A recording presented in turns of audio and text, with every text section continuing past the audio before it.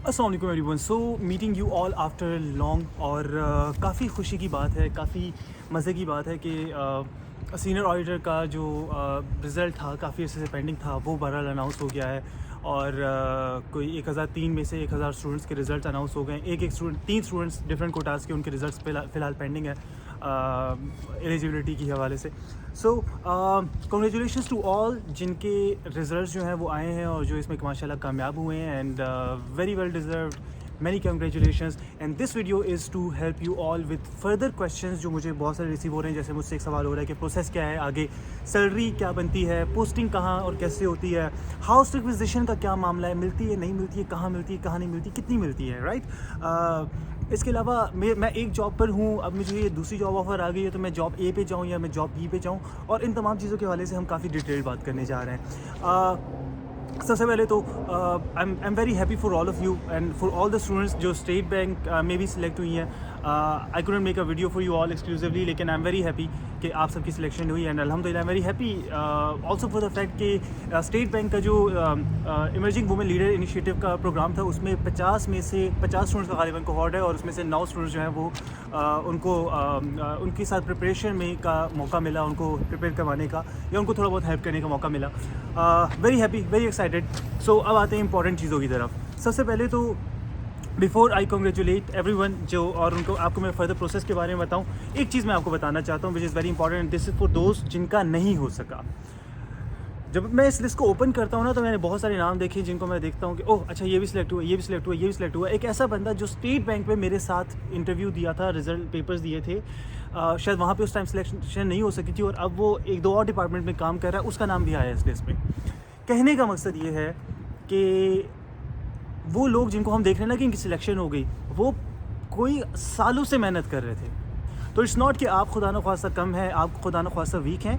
It is कि अगलों की मेहनत बहुत ज़्यादा थी और वो ऑलरेडी बहुत सारे डिफरेंट डिपार्टमेंट्स में अपॉइंट हो चुके हैं, वो अब नहीं आएंगे इधर। लेकिन द थिंग इज़ कि जिस तरह से उनका वक्त आया, और मैं देख रहा हूँ एक ही बंदे को 3-3, 4-4 गवर्नमेंट जॉब्स ऑफर हो रही हैं।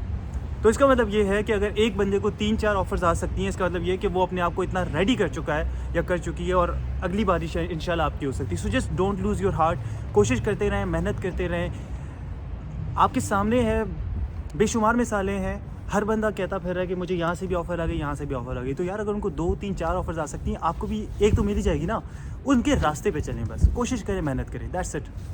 और मैं हमेशा कहता हूँ कि जब ज़िंदगी में सबसे गंदा वक्त आ जाता है ना, जब हार मानने का दिल करता है, तो जीत बस उस हार मानने के चंद कदम बाद होती है। तो जब वो अगर वो फ्रस्ट्रेटिंग टाइम आप पर आया हुआ है कि यूर लाइक कि बस ख़त्म हो गया, क्या करूँ, छोड़ दूँ, सब ख़त्म कर दूँ, नहीं, यही वो लम्हा है जिससे चंद कदम आगे आप जाएंगे तो आपके लिए कुछ ना कुछ लिखा होगा। So just believe in it, because मेरे सामने ऐसी बेशुमार मिसालें मौजूद हैं, एंड इंशाल्लाह you will get done with it. अब आते हैं इंपॉर्टेंट चीज़ पर, प्रोसेस क्या होगा। अब आपको इंशाल्लाह within a month offer letter आएगा, और within 1 month of offer letter आपको पोस्टिंग जो है वो मिल जाएगी, आपको ज्वाइनिंग देनी होगी।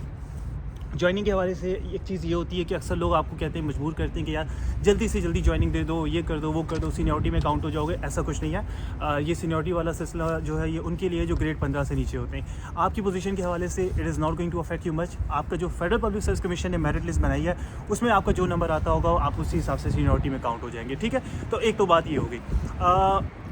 दूसरी चीज़ है कि सैलरी कितनी है। देखिए डिफरेंट एस्टिमेट्स हैं, साल में 2 दफ़ा सैलरी बढ़ती है। एक तो कोई 2000 रुपये का इंक्रीमेंट 2-2,500 का बढ़ता है आपका 1 दिसंबर को लगता है, जो आपको जनवरी की सैलरी में मिलेगा। इसके अलावा हर साल जून में गवर्नमेंट जो बजट में अनाउंस करती है 10%, 15%, 50% भी हो सकता है। आई मीन इलेक्शन के साल में तो बहुत ज़्यादा होता है, और उसके अलावा ज़रा आपको मुँह नहीं लगाया जाता है इतना। तो इस किस्म की जो सैलरी रिलेटेड मामला हैं उसमें वो भी कहीं ना कहीं काउंट होते हैं। लगभग जो सैलरी है वो कोई 45 से 50,000 के आसपास है, आप ये ध्यान में रखें। इसके अलावा कुछ शहर हैं पाकिस्तान के जिसमें हाउस रिक्विजिशन मिलती है। अब ये तमाम शहरों में नहीं मिलती है। अगर आप फॉर एग्जांपल सक्खर में पोस्टेड हैं, अगर आप किसी और शहर में पोस्टेड हैं, तो वहाँ पे आपको हाउस रिक्विजिशन नहीं मिलेगी। House requisition is for Islamabad, for Quetta, Peshawar, Karachi, Lahore, इस तरह के जो बड़े शहर हैं उसमें है। तो कुछ लगभग 7-8 शहर हैं पाकिस्तान में जिसमें हाउस रिक्विजिशन मिलती है। इसके अलावा आपको किसी शहर में हाउस रिक्विजिशन नहीं मिलती। तो अगर हाउस रिक्विजिशन मिल रही है तो आप 60-70 हज़ार रुपये को ज़हन में रखो, 65 हज़ार को ज़हन में रखो। अगर नहीं मिल रही तो फिर आप 50 हज़ार को ज़हन में रखो, right. This is one of the things. Position gazetted है या नहीं है? पोजीशन गजटेड है। अब गजटेड और नॉन गजटेड का पता नहीं अजीब मजाक हमने बनाया हुआ और हम इसको समझते नहीं हैं। गजटेड और नॉन गजटेड पोजीशन का मतलब ये नहीं होता कि आपको क्या कहते हैं वेरिफिकेशन ऑफ डॉक्यूमेंट्स का इख्तियार मिल गया। कहीं पे अगर लिखा हुआ है तो वो भी मिल जाएगा आपको, वो मसला नहीं है। गज़टेड और नॉन गज़टेड में सिंपली फ़र्क ये होता है कि गज़ट ऑफ पाकिस्तान में पब्लिकेशन हो जाती है आपके नाम की कि यार ये बंदा जो है ये गज़टेड ऑफिसर है। और अक्सर नॉन गज़टेड पोजीशंस होती हैं, यही ग्रेड होता है, लेकिन असिस्टेंट की जो पोजीशन है वो ग्रेड 16 है लेकिन नॉन गज़टेड है, तो वो नॉन गज़टेड काउंट होती है। तो सिंपली फ़र्क ये है कि AGPR वगैरह में, PMAD वगैरह में 2 अलग डिपार्टमेंट्स होते हैं। एक ग्रेड 16 से नीचे का उसको हम नॉन गज़टेड कहते हैं, एक ग्रेड 16 से ऊपर का उसको हम गज़टेड कहते हैं। तो ये इस मामले में कोई परेशान और कंफ्यूज होने की ज़रूरत नहीं है, ठीक है। It's a very good position, work life balance बहुत अच्छा है, तमाम मामलात अच्छे हैं। पोस्टिंग के हवाले से बात हो रही है तो आपको ज़्यादा परेशान होने की ज़रूरत नहीं है। अगर आपके शहर के आसपास जो है PMAD का कोई ऑफिस है तो आपको ये देखना है कि PMAD का ऑफिस कहाँ है। फॉर एग्जांपल अगर आप कोयटा में तो आपको कहीं पेशावर नहीं भेज देंगे, आपको लाहौर नहीं भेज देंगे, आपके करीब तरीन जो PMAD ऑफिस होगा आपको वहाँ पर पोस्ट किया जाएगा। So this is not going to be a big problem. इसके अलावा एक प्रॉब्लम ये होती है बाद में लॉन्ग टर्म में, वैसे ही फेडरल जॉब्स के बारे में बता रहा हूँ, सारी फेडरल जॉब्स के बारे में आपके इल्म में होना चाहिए कि जब आप एक फेडरल जॉब में जाते हैं और अगर आप कोयटा में बैठे हैं और आपको पेशावर जाना है, कराची जाना है, लाहौर जाना है, तो फिर उसके लिए तरीका ये होता है कि आपको एक बाज़-औक़ात ऐसा बंदा ढूंढना पड़ता है जो आप कोयटा से पेशावर जाना चाहते हैं, वो बंदा पेशावर से कोयटा आना चाहता हो। तो ये एक्सचेंज हो जाती है एम्प्लॉइज़ की और उसके थ्रू ट्रांसफ़र जो है ना वो इधर उधर हो जाते हैं। लेकिन यूजुअली आपको जो एक जगह मिल जाती है आपको उसी में रहना पड़ता है। दिस इज़ स्पेशली समथिंग जिसके हवाले से शायद फीमेल्स को कंसिड्रेशन होनी चाहिए। लेकिन एट द सेम टाइम मैंने मज़ीद कुछ पढ़ा है, I am not quite sure, लेकिन मैंने कहीं से पढ़ा और सुना कि ख़वातीन के लिए इस पॉलिसी में रिलैक्सेशन है। तो ख़वातीन ऑब्वियसली शादियों के बाद दूसरे शहरों में जाना होता है, तो अगर कोई इस किस्म की प्रॉब्लम है तो there is nothing to worry about. एक बहुत इंपॉर्टेंट सवाल मुझसे बार बार हो रहा है, वो ये कि सर मैं इस जॉब पर हूँ, इस जॉब को छोड़कर मैं दूसरी जॉब PMAD की तरफ, पाकिस्तान मिलिट्री अकाउंट्स डिपार्टमेंट की तरफ आऊँ या ना आऊँ। This is very important question. मैं ज़रा ये सर्दी है तो मुझे ज़रा अपने हाथ जो है ना वो पॉकेट में डालने दीजिए। सिलसिला ये है कि इसका फ़ैसला ना सिर्फ आप कर सकते हैं। सिर्फ आप इसलिए कर सकते हैं क्योंकि आपसे बेहतर आपके हालात कोई नहीं जानता। लेकिन आपको किन चीज़ों को ज़हन में रखना चाहिए इस मामले को देखते हुए, डिसाइड करते हुए। सबसे पहली बात तो ये है कि वर्क लाइफ बैलेंस आपके लिए बहुत इंपॉर्टेंट होना चाहिए। लेकिन अगर नहीं है तो दैट्स अ डिफरेंट स्टोरी। तो आप ये देखें कि वर्क लाइफ बैलेंस आपको कहाँ कैसा मिल रहा है, उस डिपार्टमेंट में कैसा है, आपके डिपार्टमेंट में कैसा है। दूसरी चीज़ होती है प्रमोशन, क्योंकि आपको आपकी नीड फॉर अचीवमेंट भी होती है ना, आपको आगे जाना है, आपको आगे बढ़ना है, आप प्रमोट होना चाहते हैं। लेकिन गवर्नमेंट जॉब में प्रमोशंस नहीं होते भाई, मैं पहले भी ये बात कह चुका हूँ, मैं अभी भी ये बात आपको दोबारा कह रहा हूँ।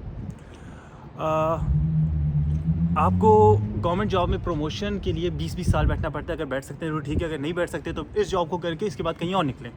लेकिन PMAD में मेरा ज़ाती तौर पे ख्याल ये है, जो मैंने उस वक्त ही पता करवाया था जब मेरा अपॉइंटमेंट हुआ था, PMAD में प्रमोशंस आर वेरी स्लो।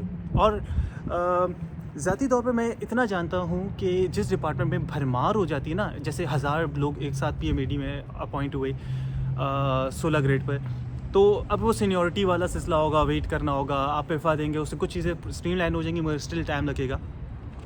और गवर्नमेंट जॉब में मतलब 16 से 17 पे ही आप जा सकते हो, या जो है ना बहुत कोई तीर मार लिया तो 18 पे चले जाओगे रिटायरमेंट तक, नो मोर, ठीक है।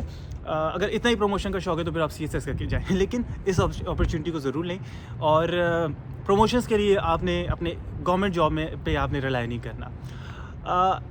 गवर्नमेंट जॉब पे आप उस सूरत में रिलाई कर सकते हैं कि अगर आप किसी ऐसे डिपार्टमेंट में काम कर रहे हैं जहां आपके एग्जैक्ट पोजीशन पर 200 लोगों के बजाय सिर्फ 2 लोग हैं। जैसे असिस्टेंट की पोजीशन जो है कोई 3-4 हैं, तो असिस्टेंट जल्दी प्रमोट हो जाएगा। लेकिन अगर इंस्पेक्टर की या पाकिस्तान मिलिट्री अकाउंट्स डिपार्टमेंट में सीनियर ऑडिटर की पोजीशन 400 है, तो वो 400 लोगों में प्रमोशन होते होते बहुत टाइम लग जाता है, क्योंकि सीट वाइज भी कोटा होता है। This is one thing that you have to understand. अच्छा, ये हो गए आपके प्रमोशन के मामलात। Is there any thing else that I am missing? I guess no. एक और इम्पॉर्टेंट सवाल जो मुझसे आज हुआ कि सर मैं एक जगह 1.5 लाख की सैलरी ले रहा हूँ और ये प्रोजेक्ट है, ये टेम्प्रेरी जॉब है, गवर्नमेंट जॉब की जॉब सिक्योरिटी भी चाहिए, सो वो तमाम सिलसिला जो है वो भी हमें रिक्वायर्ड है। तो अब हम क्या करें, कैसे स्टेप्स लें, क्या फर्दर किया जाए? This is a very personal situation और हर कोई अपने हवाले से खुद डिसाइड करेगा। हाँ, गवर्नमेंट जॉब में जॉब सिक्योरिटी है, लेकिन जॉब के हवाले से आपको तनख्वाह नहीं मिलती, और अगर आप इसके हलाल में रहना चाहते हैं जो आपको रहना चाहिए, तो it becomes very tough. The only option that then I see is के सरकारी नौकरी में आपका वर्क लाइफ बैलेंस है, आप 4 बजे के बाद घर आ सकते हो। तो उस 4 बजे के बाद के टाइम को यूटिलाइज़ करो और उसमें कुछ कर सकते हो अपने लिए तो ज़रूर करो, बिकॉज़ इतना कंफर्म है कि गुजारा जो है ना वो 40-45 हज़ार में बहुत मुश्किल हो जाता है। हाँ, इन द लॉन्ग रन जब आप एक स्टेज पे आते हैं तो गवर्नमेंट की तरफ से एक 10% का जो बजट अलाउंस होता है वही आपकी सैलरी को अच्छा खासा इंक्रीज़ कर देता है। लेकिन इस एज में मेरे ख्याल में 30 साल के बाद तक इंतज़ार करना कि जी पेंशन मिल जाएगी या कोई इंक्रीमेंट लग जाएगा या रिटायरमेंट के बाद अपना घर बना सकूँगा, that is not a wise thing to think of. So थोड़ा सा फिर एम्बिशियस हो जाएं। अगर आप यहाँ तक आ गए हैं तो आप यहाँ से आगे भी निकल सकते हैं, और अगर आप यहाँ आ गए तो आप इसके साथ साथ कुछ और भी कर सकते हैं। मैंने अपनी लाइफ में मतलब मैं बड़ा रिस्क ओरिएंटेड रहा हूँ अक्सर करियर के मामले में, लेकिन जब कोविड आया तो मुझे एक चीज़ समझ आई कि आपके पास 2 चीज़ें होनी चाहिए। एक वो जो आपकी अंदर आपकी आपके पास जॉब स्टेबिलिटी रखे, और दूसरी चीज़ वो जो आपको आपके ख्वाब देखने में मदद करे। तो एक ही वक्त में एक बंदा 2 काम करे तो ही ठीक है। तो कोई ना कोई हॉबी, कोई ना कोई पैशन, कोई ना कोई दूसरा परसूट जो है वो आपके साथ साथ होना चाहिए, वरना थिंग्स गेट रियली टफ। अब यही बात मैंने एक और साहब से की तो उन्होंने मुझे जवाब दिया कि मतलब कोविड तो एक दफ़ा की सूरत हाल थी, लेकिन बात ये कि Pakistan is in a perpetual state of Covid. Pakistan में मुसलसल ही कोविड है, पाकिस्तान में मुसलसल ही सियासी इंस्टेबिलिटी है, पाकिस्तान में मुसलसल ही चोरी चकारी है। तो based on this we don't have much option and we have to think of a secure job, and I think this is a great place to be at to start with, not to be at for a lifetime but at least start करें। और मैं फिर आपको कह रहा हूँ, अगर आप यहाँ तक आ गए हो, यहाँ की पोजीशन ले सकते हो, आपको रुकना नहीं है भाई, फिर आप कोई भी पोजीशन ले सकते हो। So these are my unsolicited 2 cents जिनकी आपको कोई ज़रूरत नहीं थी, दिल किया बोल दिया। बहरहाल इट वाज बड़ी खुशी हुई। उन तमाम लोगों को फिर से मुबारकबाद। सोच समझ के फ़ैसला करें और अपने फ़ैसले पे फ़ख्र करें भाई, मज़े करें, एंजॉय करें। This is your time, relax, take your decision and then believe in your decision. That's it. All the best. अल्लाह हाफ़िज़।